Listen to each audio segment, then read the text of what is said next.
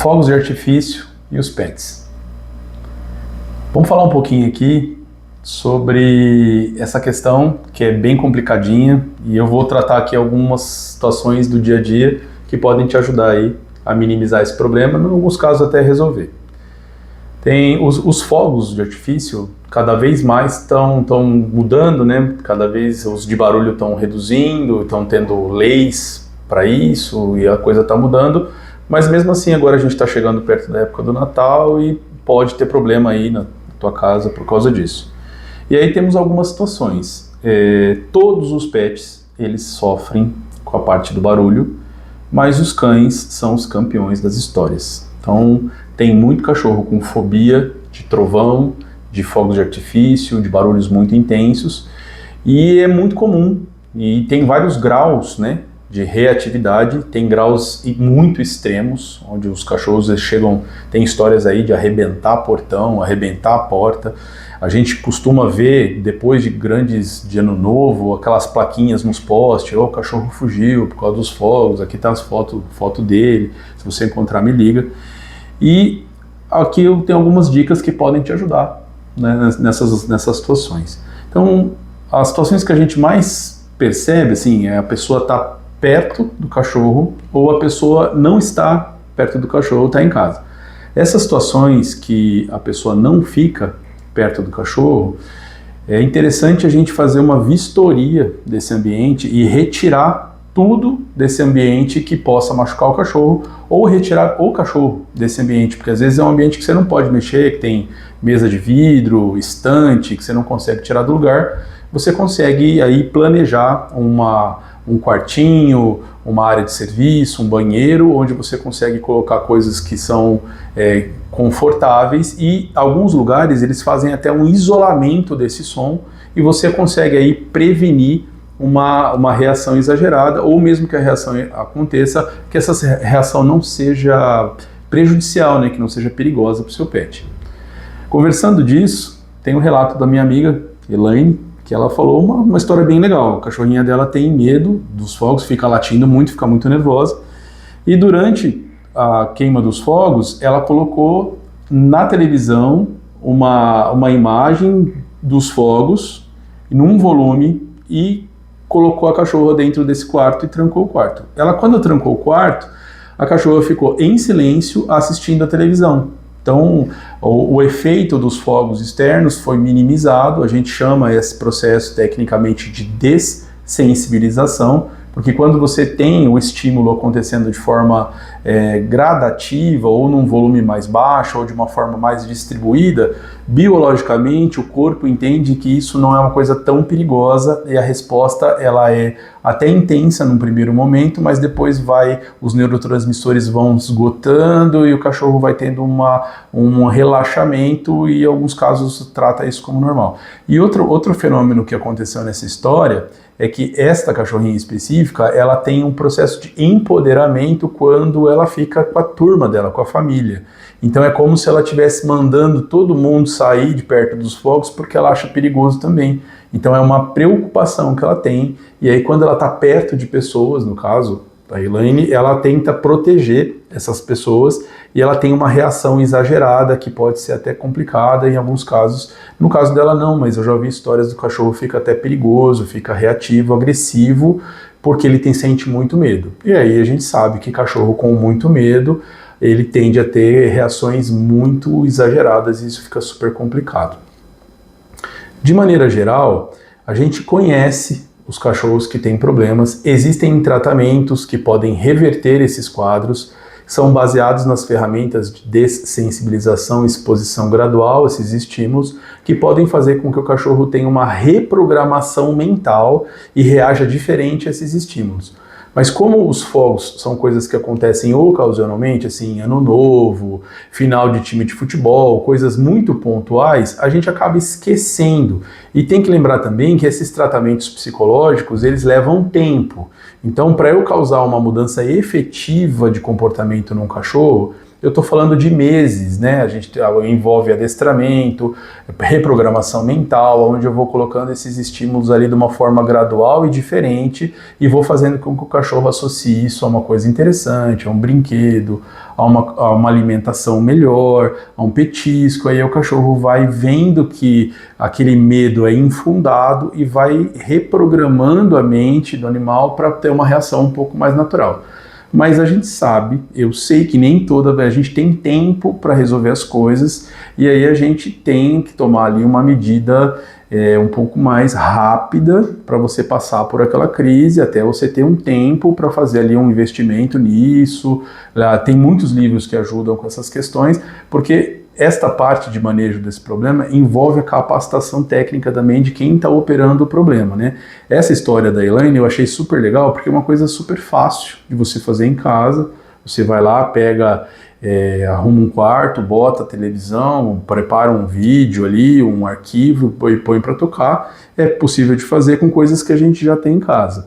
Mas saiba que esse problema, assim, existem várias ferramentas para lidar com isso, mais rápidas e mais demoradas. Geralmente as mais demoradas elas têm um efeito mais duradouro também. Você consegue, por exemplo, até trabalhar com esses cães ou envolver eles em ambientes que aconteçam isso, para que você consiga curtir a companhia do seu animal, pensando também na saúde e no seu bem-estar e no bem-estar das outras pessoas, né? Recentemente eu estava num café e apareceram alguns cachorrinhos lá, e aí ninguém mais conseguia conversar também, né? Então essas questões comportamentais, elas estão cada vez mais presentes no dia a dia, e é cada vez mais interessante a gente entender como esses mecanismos funcionam para a gente ter um pouco mais de ferramenta para lidar com isso. Se você gosta desse conteúdo, curte esse vídeo, compartilha, manda para algum amigo seu que tem um cachorro que tem esse problema, e a gente fica feliz em ajudar, porque a informação nesses casos é o que melhora tudo. Agora, se você vai sair de casa e deixar o seu cachorro sozinho, tem algumas questões interessantes aqui para a gente comentar. Tem a questão da segurança do cachorro, então o ambiente que ele está tem que ser reavaliado para que ele seja seguro, então evitar que tenham coisas perigosas ali, que ele possa se machucar, ou que ele possa morder, que numa atitude de desespero lá possam colocar a vida dele em risco. E temos também as questões relacionadas aos vizinhos, que são cada vez mais frequentes, condomínios, apartamentos, onde são multas, reclamações de barulho dos vizinhos, e nesses casos tem algumas dicas bem interessantes. Então no apartamento, geralmente tem um cômodo que é menos próximo ao apartamento do vizinho. Então a gente tem que pensar o apartamento de cima, do lado, de baixo, e a gente pode preparar um quarto, uma área de serviço que seja a prova de som, e já pensando lá porque além do problema com fogos, tem cachorros que também vocalizam quando ficam sozinhos, que aí a gente já está falando de ansiedade da separação. Isso rende um assunto para um outro vídeo. Estamos falando aqui de cães que ficam sozinhos ou vão precisar ficar sozinhos, e pode ser que aconteça uma queima de fogos.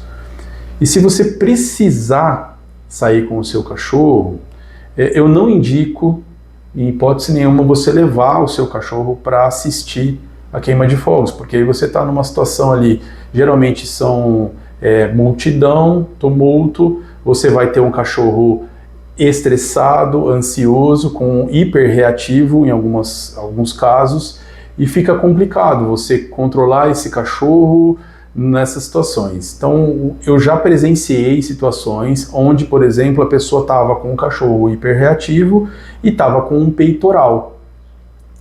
Para aquele cachorro ele já tinha um porte médio, ela não conseguia controlar a direção do cachorro, ela não conseguia controlar se ele ia puxar ou não, então começou a virar um cabo de guerra aquilo ali, a pessoa começou a ser arrastada pelo cachorro, o cachorro começou a fazer força no chão, ficou uma atitude completamente complicada. Então tem que lembrar também que o material que a gente usa faz parte da segurança, porque pensa assim, você está com o cachorro no peitoral, alguns peitorais é fácil do cachorro escapar, se ele girar dentro do peitoral, ele escapa do peitoral e ele pode sair correndo, e ele está assustado com os fogos, fica muito complicado, pode ter atropelamento, coisas muito complicadas podem acontecer quando a gente perde o controle. Então, a palavra-chave nessa história é segurança. E a segurança começa pelo manejo, pela situação, entender o que está acontecendo e ter um material seguro. Tem muita gente que tem aversão àqueles de pescoço, o pessoal fala enforcador. E tem muita gente também que não sabe usar, e isso é complicado. Mas existem opções seguras, sem serem enforcadores, que conseguem dar uma segurança. Eu estou vendo um movimento muito grande hoje para evitar coisas relacionadas ao pescoço. Mas em alguns casos específicos, esses materiais são necessários, porque o que vai mandar na segurança e no tipo de material é a anatomia e o comportamento do cão.